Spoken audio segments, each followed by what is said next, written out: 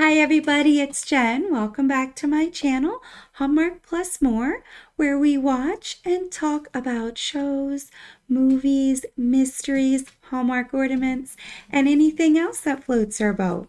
So today I'm going to be reviewing NCIS Origins Season 1, Episode 16. So before I get into the review, just want to say thank you to everybody who likes my videos, subscribes to my channel, leaves me comments. I appreciate it so much. If you have any comments about this episode, you can leave them below. So getting into this episode, it starts out with the flashback.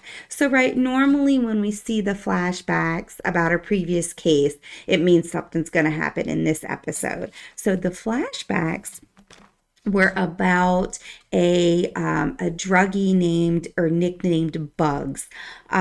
His name is actually Jameson, but he goes by the nickname Bugs. And he's kind of a drunk druggie. And this is where he killed his girlfriend Melanie and somebody else named Cruz. Now they assumed Melanie was dating Cruz and he was jealous, and killed both of them. And they also show a flashback of Gibbs seeing the shredded paper downstairs, and he saw, Operation Sundown. So we saw that a couple episodes ago and really didn't know what it meant. So it's like, okay, now that we saw that in the flashback, hopefully we'll figure out what that means.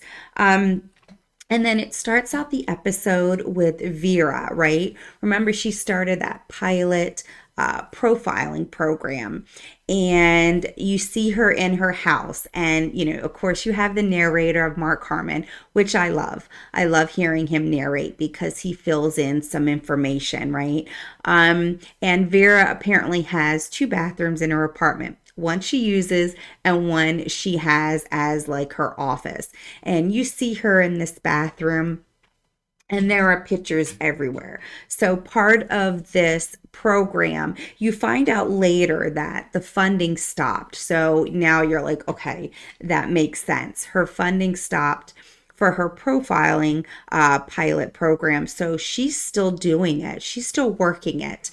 And you see her in her bathroom and you see her kind of on her typewriter, kind of getting her thoughts together. And then you see her taking down photos and putting them in folders. So kind of like case closed. I got in the mind of this, this killer. I have his profile. I'm closing the case, so to speak, is kind of how you kind of feel like that's what's happening. And then you see the picture of Bugs, right? Jameson, and it's still up. And so, Vera is getting into the mind of these killers and criminals and trying to build these profiles to help the team, right? Because ultimately that is what is driving her through this program. I'm going to be able to help the team in the future creating this program. But Jameson Bugs is one of those cases that she just can't figure out. And when they showed that, the starting of the episode, it kind of was like, yeah, I was thinking the same thing. So if you go back and watch my video of the episode that they arrest Jameson Bugs, I was surprised because I didn't think he did it. So when he confesses to the murders, you can probably see in my video, I was like, oh, I did not see that coming. Obviously, Franks goes hard in interrogation, right? So he's going at him hard. And I'm like, he's not going to confess. I don't think he did it. I mean, I'm not stereotyping him at all, but he was, a drunk, a druggie, and I'm supposed to believe he's on some sniper nest, hitting Melanie from far off, and that he killed Cruz. Like, I just didn't see it. So when he confessed and they closed the episode with him being the killer, I just didn't get it. So when I'm seeing Vera in her bathroom and she's solving all these cases or building profiles of these killers, and she can't kind of wrap her head around Jameson and Bugs on why he did it, and she's kind of stumped, I'm like, yeah, that surprised me too. Like, he's not the typical killer in this situation. I was surprised at the end of that episode when Franks gets him to confess, and that was the end of the episode. Like, usually, if it's a false confession, you see, in the next 10, 20 minutes, the real killer, they find the real killer. So, I was surprised when the episode ended with, okay, we found the killer, it was Bugs. I was like, I don't see it. So I'm really glad that at least in the show, Veer is just as stumped as I was. Um, but you find out later, she gets a call at home. It's a collect call from the prison, and it's him. He is alone in prison, as most people are, if you don't have family. And he's lonely. And he's like, I want to talk to you again. I'll answer all your questions. Why can't we talk? I feel like Vera, she's such a good person, and she cares for Bugs. She feels bad for him. She is interviewing him as part of her program, but she also cares. And she says that, like, I can do my job and care for you. I can do both, right? And I think that's genuine, and Jameson kind of sees that as genuine.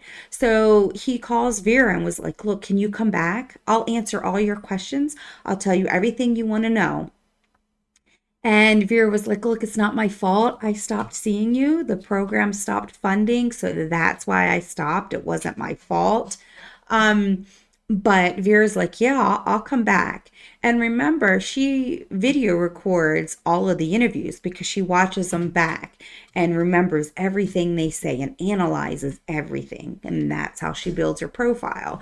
So she goes to the prison to record it, just like he asked her to. He wanted to talk to her, and he freezes up. Like, he sees the red light, and I feel like he froze up and was like, I can't say anything. And Vera was kind of confused. You called me at like midnight at my home, and said you wanted to talk, and I'm here, and now you don't want to talk. So Vera leaves, but she's kind of like doesn't understand it. So she goes to the team and she's like, "Look, this is what happened." First off, she goes into the office before she goes to the prison because since she lost her funding, she has to get approval from Wheeler to be able to, go on the interview and, let him be aware, get permission, so to speak, since the program lost its funding. So she did talk about it, right? So then that was what my first thought was like, okay, why is he freezing up? You know, um, and I was like, did he talk to somebody? Like, I didn't understand that because he seemed genuine. So obviously, Vera and the team were wondering too. While this is going on, the team actually has a case, but it's a unique case or a different case because there's no body. It's a B&E, a break and entering. A man saw a man leaving his house and he stole his wallet. He didn't take anything else from the house, just the wallet, but he left so quickly, he didn't catch him.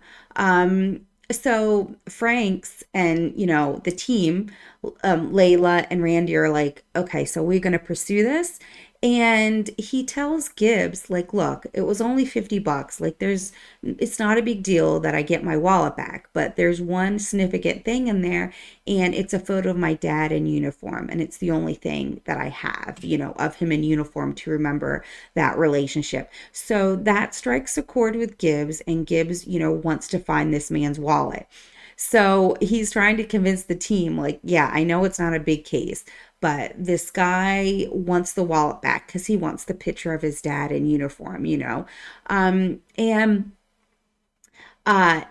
Franks eventually, sees it and goes, okay, I'm with you. We'll try to find the man's wallet.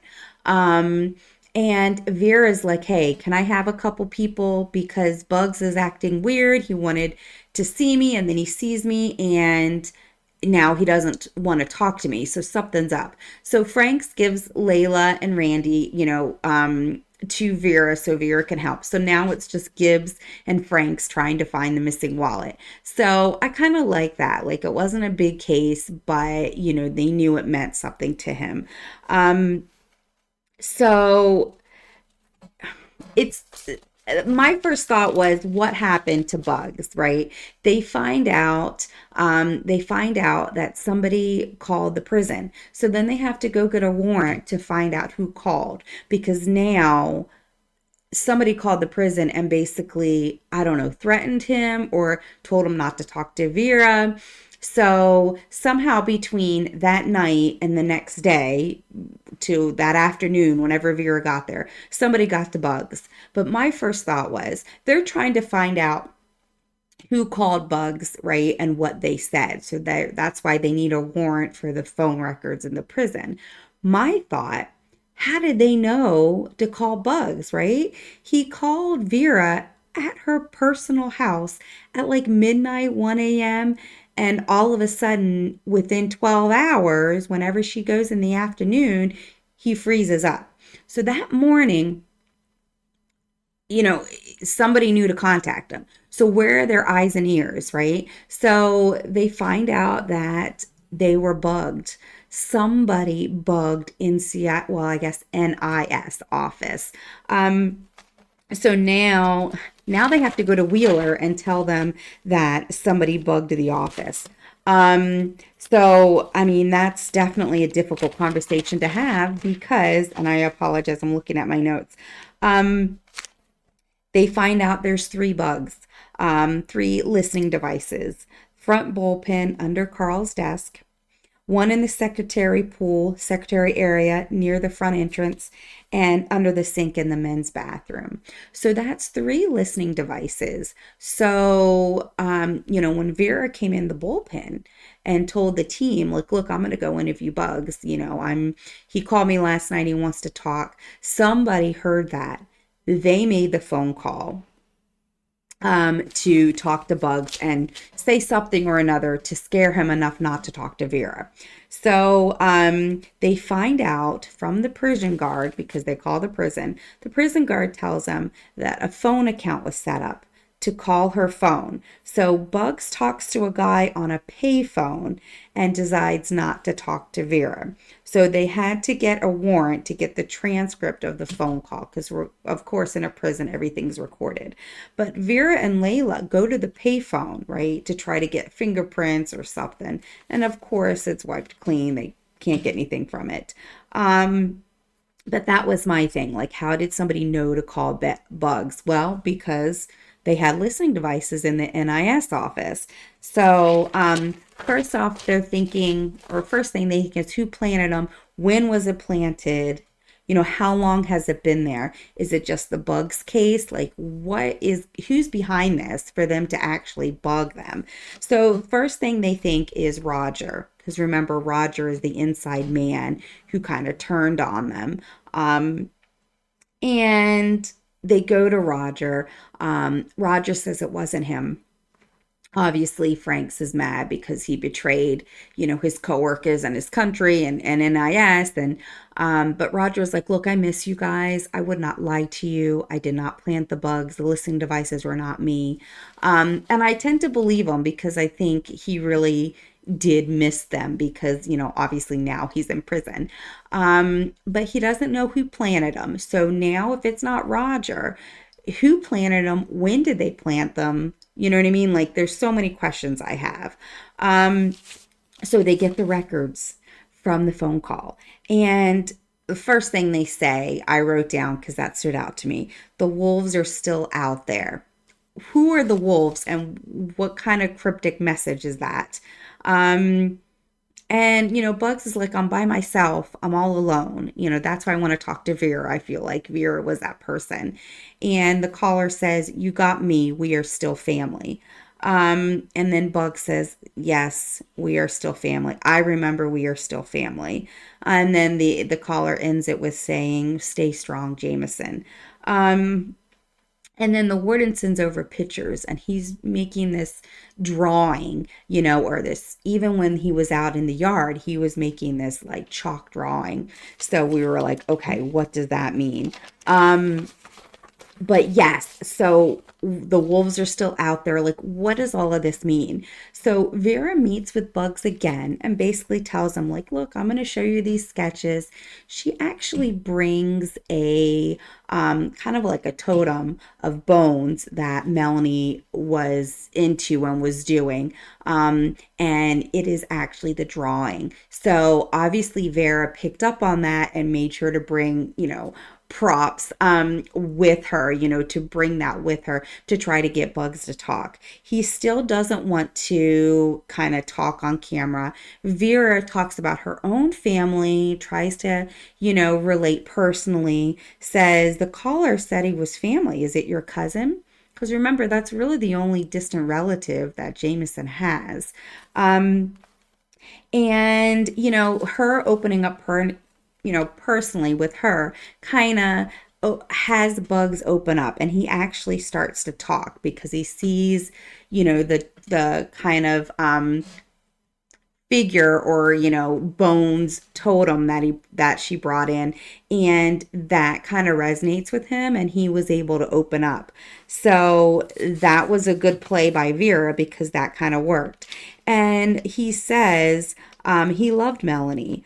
And Vera's like, but you shot her and Cruz. And Bug says, no, that's not what happened. And he actually tells Vera what happened, which I am like, okay, I didn't think he did it. So I was like, all right, this is what I want to see. Please tell us what happened. So Melanie and Bugs and Jameson were dating. And then he starts doing drugs, right? She finds out and then she starts doing drugs with him. So they really were in, a girlfriend boyfriend relationship. She was not dating Cruz. Right, when they arrested Bugs, that was their scenario. That Bugs liked Melanie but didn't really date her, was jealous of Cruz, and he killed both of them, which was completely not true. They were actually in a relationship. Cruz had no relation with Melanie. So now they're doing drugs together. They're still, a couple. And he starts getting phone calls. And he at first wouldn't tell her. He was like, I don't want to get you involved. But he finally tells her, or she figures it out. And she demands to know who Dustin Cruz is and what Operation Sundown means. So Melanie visits Cruz in his office. So, and gives him this, this totem that she brings in because they found it in Cruz's desk. And Melanie basically says, this will keep you safe. I'm giving this to you because you're in danger. And obviously, Cruz is found dead, and that's where they found the totem. So, Bugs Jameson hasn't seen the totem because remember, Melanie's house burnt down. So I think that kind of brought him back to memories. And that's when he started telling Vera everything. So Melanie visited Dustin Cruz. And then when she's at home telling Jameson, like, I visited him, I told him he was in danger. All of a sudden, right through the window, she gets killed from the sniper. So Bugs Jameson was right there standing next to Melanie when Melanie was shot. Um, in the end, he said she knew too much. So who's he? Who thinks she knew too much? Because that's what Jameson says. He killed Melanie. He said, I tried to stop. Well, she died trying to stop what was happening. So then Vera's like, what's supposed to be happening? So then Bugs goes on and says, I was standing there when he shot Melanie. I knew where he shot her from, the sniper nest. So I went up to the sniper nest to confront him on like why you killed Melanie. And that's what he told Jameson. She knew too much. And then he says, we got to burn her house. So, I mean, he kills Melanie. Jameson confronts him. He convinces Jameson, you need to burn down the house. We need to burn the evidence. I didn't shoot her. He did. So, and then he says, we got to protect the mission. The mission comes first. So now you're like, okay, is this Operation Sundown mission? And, that's what was shredded that Gibbs, found that day. So the mission comes first. I will tell you who'll kill Melanie. I'll tell you his name when the mission is done. So he promises to tell Vera, like, who killed Cruz, who killed Melanie. It wasn't me. I know who did it, but the mission comes first. Once the mission is finished, I'll tell you his name. So when he said that, I was like, yeah, something's gonna happen. Like, I'm like, it's just not that easy. Something's gonna happen. So obviously, this is loaded information, right? So Vera goes back to the office. The team is now pulling out Melanie's case because remember, it was a closed case. Jameson confessed to killing Melanie and Cruz. So it was case closed. So now they got to get all the case stuff out and find out what connection, what this mission is, and who really killed him. And Melanie, who killed both of them. So they're opening the case again. Bugs has to be work with the partner, and that partner killed Melanie and Cruz, and the mission isn't over. So it's kind of a two-parter. You want to know who he is because he's already killed two people, but you also want to find out what the mission is. Is the mission to kill more people? Is the mission some kind of attack? Like, so you're kind of left with a couple questions.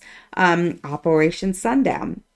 So Gibbs says Operation Sundown. That rings a bell and tells the team he saw that name in the shredder. So Layla and Gibbs go down to try to see if they can recover that. And then Randy and Franks hear about the stolen wallet case. I believe it was Mary Jo. I'm not sure. I love Mary Jo. But, they find out that they got the information back about the stolen wallet. And none of the credit cards were used, but they were told that the water supply ID card was accessed today. So they were like, okay, wait, that means something, right? Why would so this was intentional. You stole this man's wallet to get to the water supply, ID card to get into the building. And then he asks Mary Jo, because Mary Jo is all knowing. I love her. How far away is that from the prison? And Mary Jo just knows things. She's like, oh, it's about half a mile from the prison. So Randy and Frank's like light bulb. They're like, oh my gosh, we got to get to the prison. We got to warn, talk to the warn, Jameson. So right now I'm like, okay, this is all coming into play. So an innocent B&E stolen wallet actually is having to do with, and I'm getting goosebumps talking about it, having to do with this whole case with Jameson and Bugs. So I'm thinking, okay, if it's half a mile away from the prison, that's going to be his sniper nest. You know what I mean? The sniper is now going to take out Bugs. And remember, he didn't tell him anything. Operation Sundown, mission, but no names, no information. However, I guess he's trying to clear, kill everybody that's involved, kind of clean up after himself, right? So I guess he still wants to get rid of Jameson. He's in jail, wasn't hurting anybody, but now that he's talking to Vera, maybe he thinks, he needs to kill him as well to kind of, clean up.